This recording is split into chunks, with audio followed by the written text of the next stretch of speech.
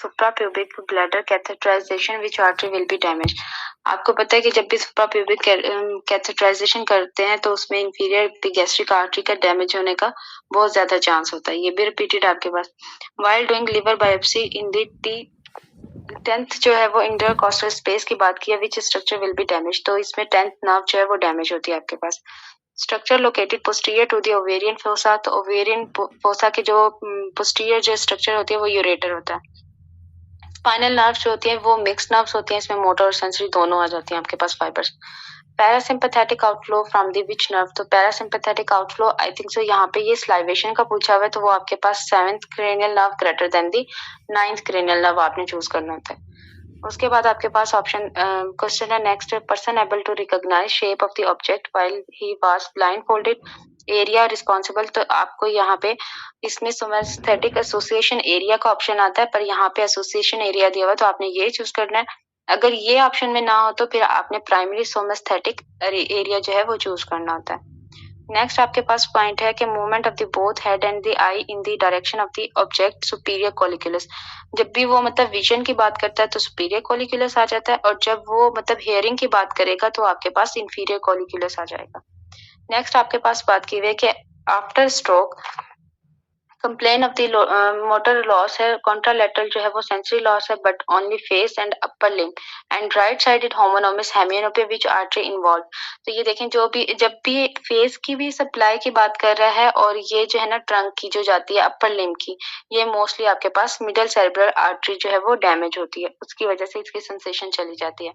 आपने इसमें होमोनोमस हेमियोनोपिया को नहीं देखना. आपने जस्ट ये देखना कि फेस और अपर लिम्ब की जो है वो सेंसेशन गई है तो वो मिडल सेरेब्रल आर्टरी जो है वो लेके जाती है. नेक्स्ट आपके पास है which structure when resected have minimum effect on the reflexes sensation it is. तो ये आपके पास आ जाता है broadband area in the left cortex के अंदर आ जाता है. नेक्स्ट आपके पास पॉइंट है कि bronchogenic carcinoma urine osmolarity increase होगी है. तो सोडियम जो है वो 104 है. किसकी वजह से हुआ है ये due to the excess excretion हुई है. एडीएच की जो है वो हार्मोन की सिक्रीशन ज्यादा थी इस वजह से यूरिन की ऑस्मोलैरिटी जो है वो इंक्रीज हो जाएगी. नेक्स्ट आपके पास पॉइंट है न्यूट्रोपीनिया और इजिनोफीलिया एडिसन्स डिजीज में. इसको सिर्फ इस तरह से याद रखें कि जो इसका एडिसन्स का एन है ना वो मतलब कम होता है. बाकी सारी चीजें जो है वो ज्यादा होगी इसके अंदर. मतलब न्यूट्रोफिल्स जो है वो कम होंगे बाकी सारी चीजें इंक्रीज होती है. इजिनोफिल्स और लिम्फोसाइट्स वगैरह जो है वो इंक्रीज होते हैं इसमें. सिमिटिडीन की बात करें तो रिड्यूस करती है गैस्ट्रिक एसिडिटी को. नेक्स्ट आपसे पॉइंट पूछा हुआ है कि person having history of the gastric ulcer undergone gastrectomy how now presented with the anemia due to the deficiency of the vitamin B12 की deficiency होगी. नेक्स्ट आपसे पूछा हुआ है कि cartilaginous derivatives of the fourth and sixth arch. तो आपको पता है कि इनमें कॉमन जो है वो सिर्फ एक ही है कि इसमें थायराइड कार्टिलेजेस आ जाती हैं और क्रिकॉइड कार्टिलेज और इसमें एरिटनॉइड कार्टिलेज ये सारी चीजें आती हैं. तो आपने ऑप्शन में आई थिंक सो क्रिकॉइड कार्टिलेज है तो आपने क्रिकॉइड कार्टिलेज को चूज करना है. नेक्स्ट ट्रैगस हिलक्स जो है वो किससे डेवलप होता है. तो ये फर्स्ट आर्च से डेवलप होता है ट्रैगस हिलक्स.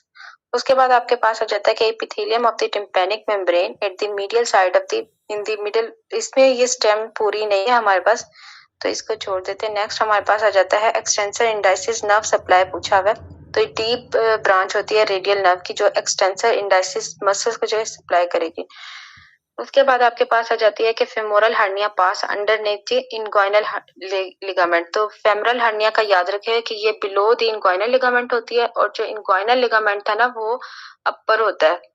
उसके बाद आप याद रखें कि रोल ऑफ द साइटोकेराटिन की बात करें तो इसमें आपको हिस्ट्री मिलती है मैलिग्नेंसी की या फिर नियोप्लेजिया की हिस्ट्री मिलेगी आपको. नेक्स्ट आपके पास है कि help in the muscle regeneration में बात करें तो माइक्रोफिलामेंट्स आ जाते हैं आपके पास. Triple arrangement of the microtubules की बात करें तो ये आपके पास सेंट्रियोल्स आ जाते हैं. नेक्स्ट आपसे पूछा हुआ कि fracture of the arm cast applied atrophy occur due to the decrease protein synthesis and increase degradation. अब देखें एक हमारे पास कास्ट से रिलेटेड आता है कि वो डिसयूज एट्रोफी हो जाती है. दूसरा हमारे पास क्या होगा कि उसमें इसने पूछा कि क्या क्या चीजें चेंजेस आएंगी. तो वो प्रोटीन की जो है वो सिंथेसिस कम हो जाती है और डिग्रेडेशन जो है वो ज्यादा हो रही होती है. नेक्स्ट आपसे पूछा हुआ है कि mechanism of the wound healing in the sutured clean incised wound की बात करें तो ये आपके पास स्कार फॉर्मेशन होती है.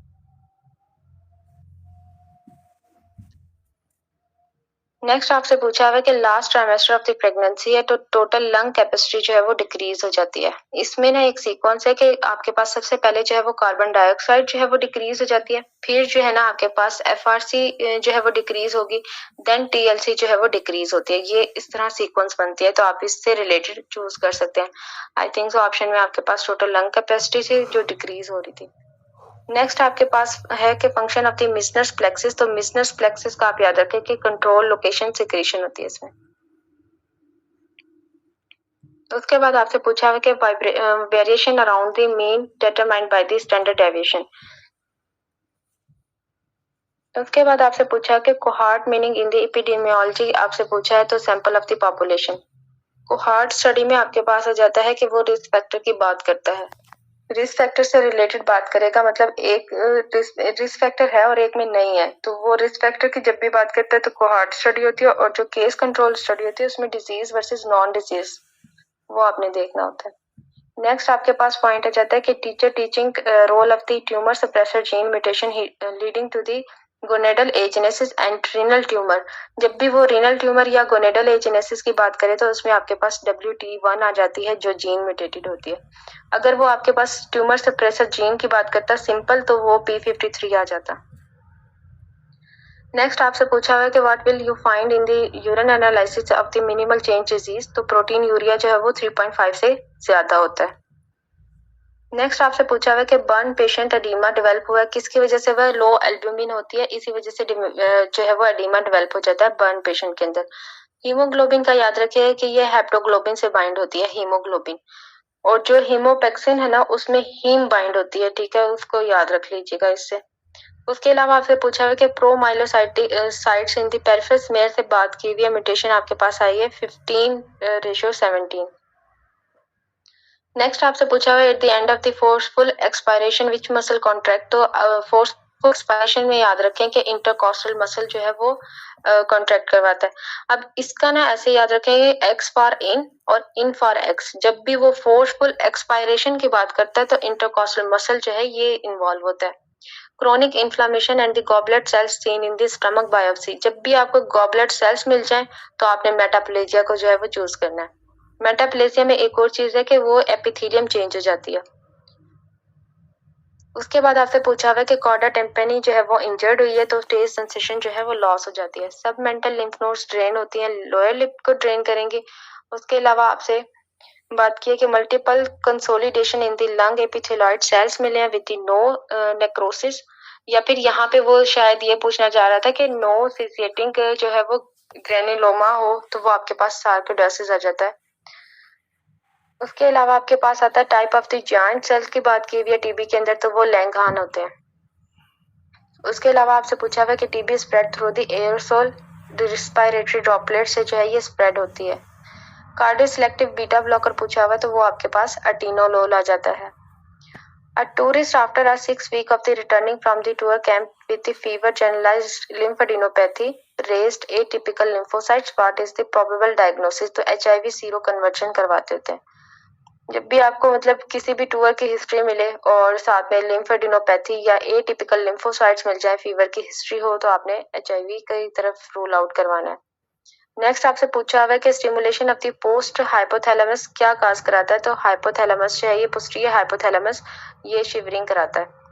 नेक्स्ट आपके पास बात की हुई है कि न्यूरोजेनिक शॉक की, तो न्यूरोजेनिक शॉक में क्या होता है कि मेन सिस्टमिक फीलिंग प्रेशर जो है ना ये कम होता है। नेक्स्ट पूछा हुआ है कि mechanism of the action of the diphtheria toxin की बात करें तो उसमें इनहिबिट प्रोटीन सिंथेसिस होती है। डिप्थेरिया टॉक्सिन जो है ये एक्सोटॉक्सिन है। Longest incubation of the Plasmodium पूछा हुआ कि, तो ये आपसे पी मलेरिया का जो है वो लॉन्गेस्ट है इंक्यूबेशन पीरियड, और पी फाल्सिपारम को जो है वो शॉर्टेस्ट इंक्यूबेशन पीरियड है। टॉक्सोप्लाज्मोसिस की बात करें तो ये पैरासाइटिक डिजीज। उसके अलावा आपके पास आ जाता है फियोक्रोमोसाइटोमा। कॉनन सिंड्रोम में जो मेन फीचर है वो आपके पास हाइपरटेंशन होता है।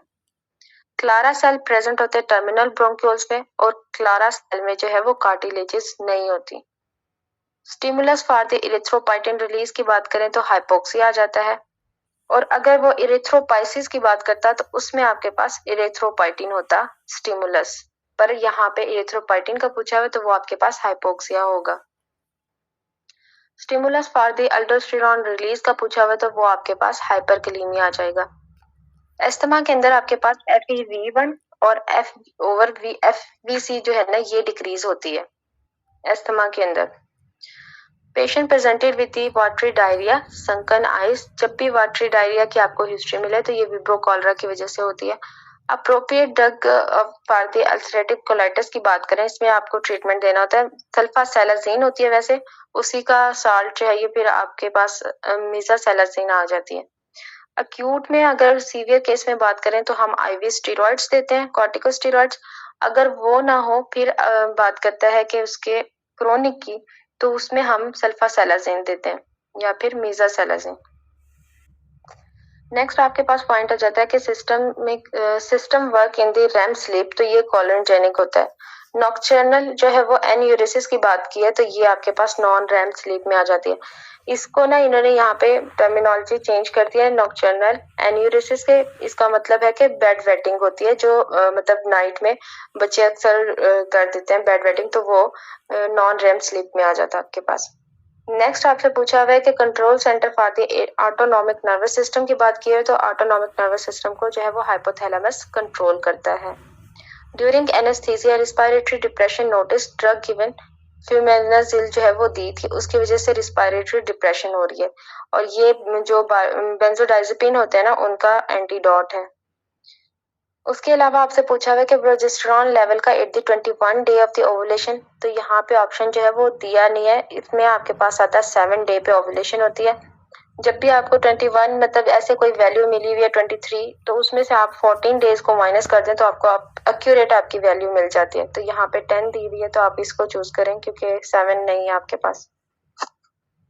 नेक्स्ट आपसे पूछा हुआ है कि renal plasma flow determined by the, plasma flow की बात की हुई है तो वो आप पैरामाइनो हिप्यूरिक एसिड से डिटरमाइन कर सकते हैं।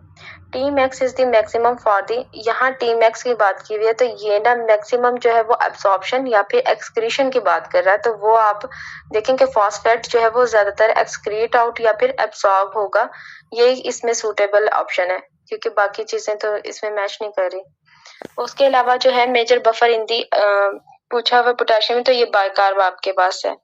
उसके अलावा आपके पास पूछा हुआ है कि glucose and amino acid absorb होते हैं, ये दोनों चीजें PCT में एब्सॉर्ब होती है और ग्लूकोज जितना आपके पास आता है उतना ही होता है।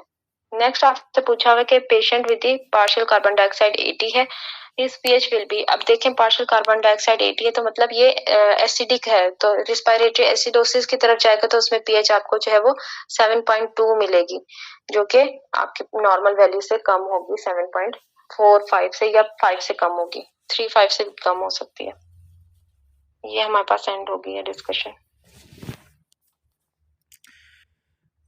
अस्सलाम वालेकुम जी डॉक्टर साहब, इसमें कितने पॉइंट्स है डिस्कशन में? 7 मार्किंग की हुई है उन्होंने?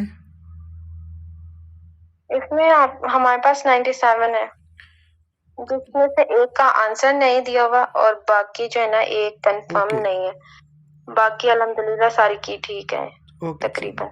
बेहतर हो गया। और मैं बताता चलूँ आपको कि जो मॉर्निंग की डिस्कशन है वो हमारी तकरीबन 1 बजे स्टार्ट हुई थी, वो मैंने यूट्यूब पे पोस्ट कर दी है और इंशाल्लाह जो ये डिस्कशन है ये भी यूट्यूब पे पोस्ट कर रहा हूँ। किसी को कोई मसला अगर आ रहा है, कोई चीज़ समझ नहीं आ रही है, नीचे लोगों के रिपीट के मैसेज आ रहे थे, तो वो जो ग्रुप्स हैं हमारे डॉक्टर सीबन इंसिया अकेडमिया के, तो वहाँ पोस्ट कर दें, इंशाल्लाह वहाँ पे आपको प्रॉपर तरीके से दोबारा गाइड कर दिया जाएगा। जज़ाकल्लाह। मैंने देखा नहीं, असल में मैं पढ़ रही थी तो वो मुझे मिले नहीं। तो 94 का ये है कि उसमें ना आपसे मैक्सिमम पूछा हुआ है कि क्या एब्सॉर्ब होता है और क्या एक्सक्रीट होता है, तो मैक्सिमम जब भी आप देखें इसमें आपके पास ऑप्शन में और चीजें हैं नहीं ना, तो फास्फेट ये एक एक्सक्रीट आउट ज्यादा होगा और या फिर एब्सॉर्ब होगा, उससे रिलेटेड तो यही बनता है।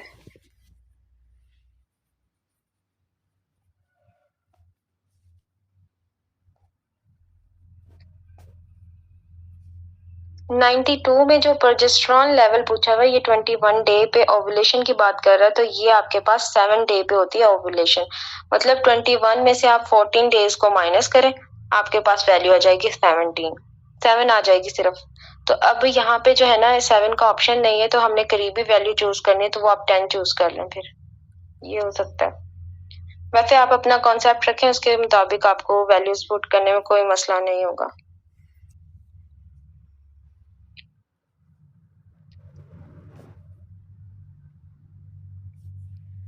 56 में पूछा हुआ है कि mechanism of the wound heal in the sutured clean incised wound की बात की हुई है, तो ये स्कार फॉर्मेशन होती है।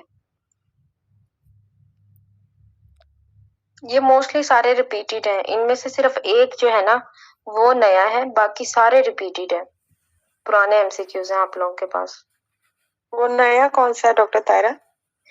यार वो बर्नार्ड सोलियर वाली जो है ना जीन म्यूटेशन रिसेप्टर वाला पूछा हुआ है, वो न्यू है, बाकी सारे रिपीटेड है, तकरीबन सारा पेपर रिपीटेड है। अच्छा, वो मैं लेट असल में ज्वाइन किया था। नहीं, वो भी नया नहीं है, वो भी रिपीटेड है, वो पास्ट में आया हुआ है, वो तकरीबन गालबन 2022 में आया हुआ है, मैं वो शेयर कर दूंगा। अच्छा, दूसरे नंबर पे ये है कि मैं दोबारा, अभी कम्युनिटी कम है लेकिन बता दूं कि इस पेपर में 2 पेपर होते हैं, पेपर 1 और पेपर 2। जो बंदा पेपर 1 में 93 प्लस स्कोर कर गया, पेपर 2 टफ होता है, वो हाल में बैठे किसी बच्चे को नहीं आ रहा होता मोस्टली ना। अगर आपको उसमें से 20 एमसीक्यूज़ भी आते हैं तो आप अपने आप को सोचो कि अल्लाह की खास रहमत है आपके ऊपर कि आपको 20 एमसीक्यूज़ भी समझ आ रहे हैं, अदरवाइज उसमें से 20 एमसीक्यूज़ भी समझ नहीं आ रहे थे, पेपर बहुत टफ होता है। तो पेपर 1 में जो शख्स 90% प्लस स्कोर कर गया, वो रिलैक्स हो गया, पेपर 2 को बस आंखें खोल के देखता जाए, वो निकल जाएगा, क्योंकि रिलेटिव मार्किंग होती है। ठीक है ना? हो सकता है कि आपके हाल में बैठे हुए पेपर 2 में हाईएस्ट नंबर ही 15 आए, तो आपके 9 भी अगर आ गए तो आप पास हो जाओगे। सारा चक्कर रिलेटिव मार्किंग का है। ठीक हो गया? बाकी अल्लाह की ज़ात करम करे और अपनी तैयारी करें। क्लास आई थिंक के एंड हो गई है, और बाकी जिस किसी का क्वेश्चन है तो ग्रुप में पोस्ट कर दें। अल्लाह हाफिज़। Thank you sir.